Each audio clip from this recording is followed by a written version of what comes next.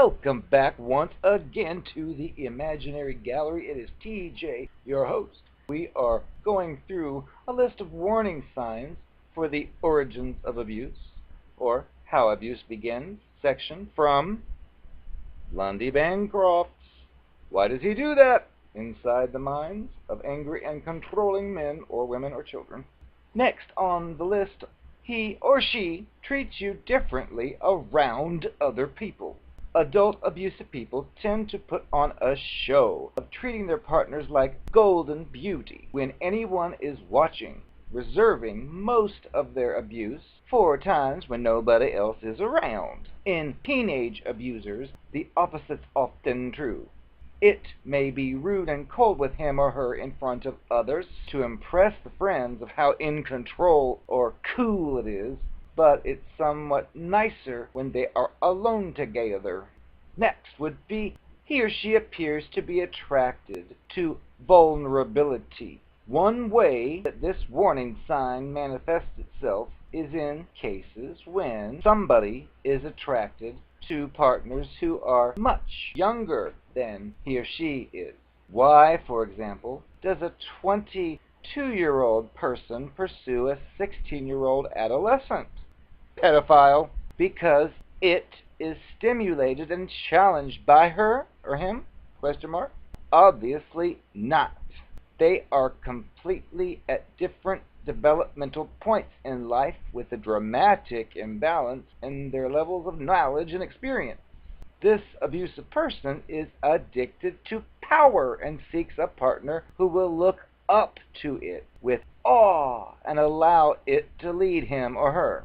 Of course, it usually tells him or her the opposite, insisting that it wants to be with him or her because of how unusually mature and sophisticated he or she is for the age. It may even compliment him or her on its you-know-what in the bedroom prowess and say how much power he or she has over it, setting up this young victim target so that it won't recognize what's going on.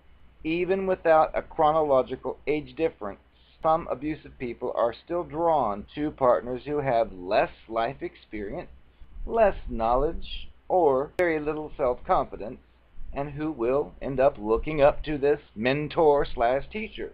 Lundy says he's had quite a number of clients throughout the years who are attracted to ladies who are vulnerable because of recent traumatic experiences in their lives, including many who have started relationships by helping a lady break away from an abusive partner and then start to control or abuse him or her itself. Some abusive people seek out a partner who comes from a troubled or abusive background or childhood, who has some kind of health problem, or who suffered a recent severe loss.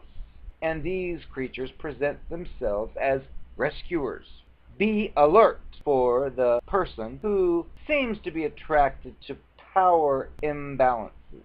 At the same time, Bancroft says he's observed that there are plenty of abusive people who are not particularly attracted to vulnerability or neediness in ladies or men, and who are more drawn to tougher and more sophisticated partners. This style of abuser appears to feel that it's caught a bigger fish if it can reel in an accomplished, self-confident partner to dominate.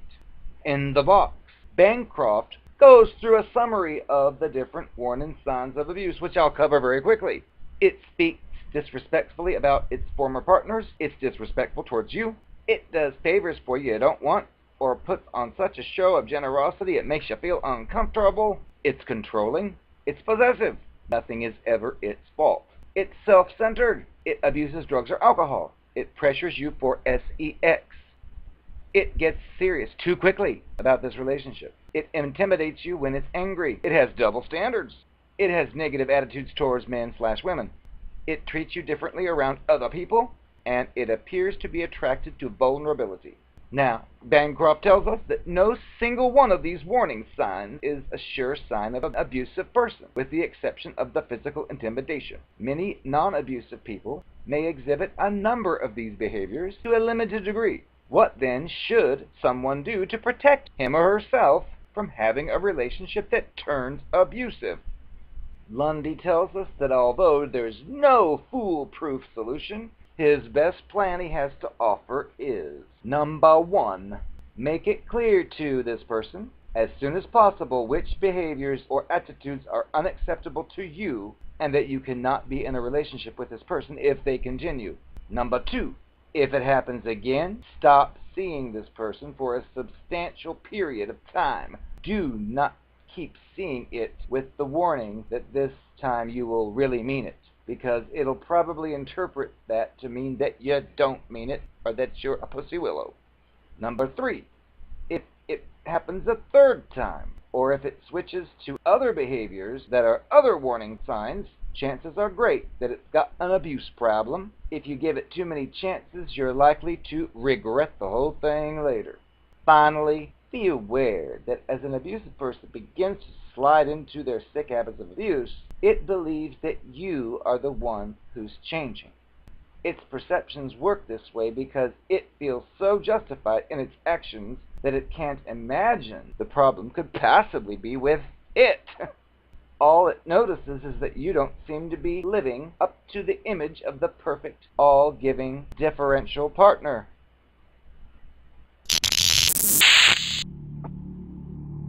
I am the Narcpath. I know that when we dated, you thought it was love at first sight. You kind of figured out a few things about me that, of course, I had explanations for, and ended up dumping me. Remember that? If you were the Narcpath, you would know this. But the Narcpath is the one who has the upper hand at all times. By you dumping me, that made an imbalance of power, which was not acceptable to me. After you dumped me, and I gave you all the explanations, and had you convinced that maybe you were wrong about your assessments of me, I worked really hard at it. And after you stopped talking to me for 6 whole months, I know you saw me in the paper. You saw my social media posts, which were designed for your very eye.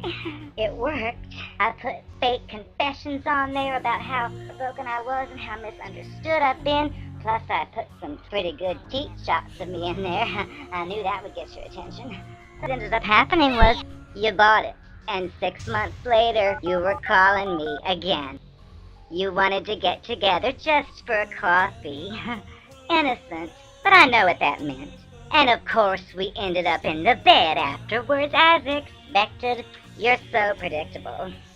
Well, notice how when that happened, I told you I still loved you, and I still wanted to see you, and you said you felt the same way, and it was music to my ears. Because what did I do a week later? I dumped you for somebody else. The reason for that was because the Narcpath always gets the last word. The Narcpath does the dumping. Not you. Not you, Goyam. I do the dumping. I pretended to be in love with you still, so I could get you back, and then dump you. Score for me.